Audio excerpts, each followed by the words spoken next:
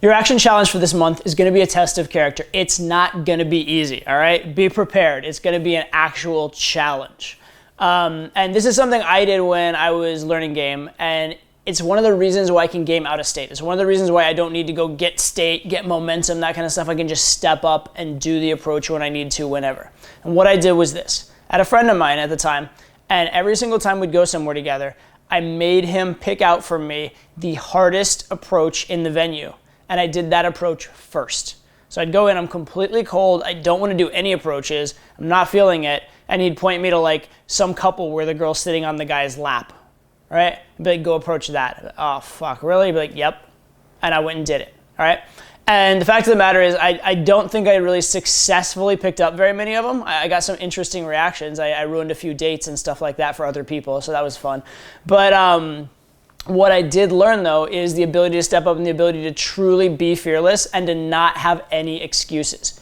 Because I took that situation that when you're not doing it, it's not even an excuse. It's actually, I don't fucking know how to do this, and I don't think it can be done, and I still did it. And if I'm willing to do that, all those other ones where it's like, oh, well, she's kind of like, doesn't look receptive. Fuck that. Like, compared to what I just did, not a big deal.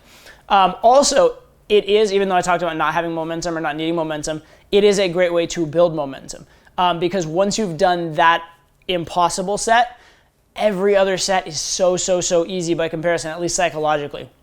And so in a weird way, once I'd done that one time or once, maybe a couple times in a night or even in a few days, everything else seemed so easy by comparison, it was not a big deal. There was no way I would even consider giving myself an excuse or letting myself down or not doing the approach.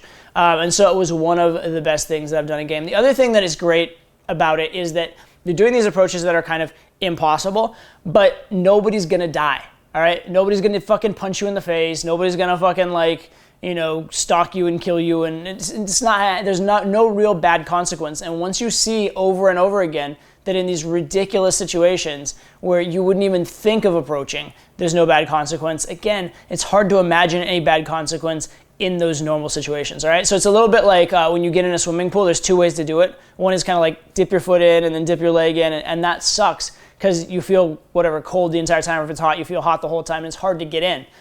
But if you just jump in, if you just submerge yourself, then you're in. And there's no more adjustment, there's no more issue with the temperature. And that's what I'm encouraging you to do in terms of your night and in terms of game, is just jump in to literally the toughest set. It's only one approach you have to do.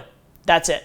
Just one. But it has to be the hardest one you can find right when you walk in the venue. All right. So I want you to adopt this policy and go out and do it and work on your character, really. Work on your character, work on teaching yourself that the world is a safe place.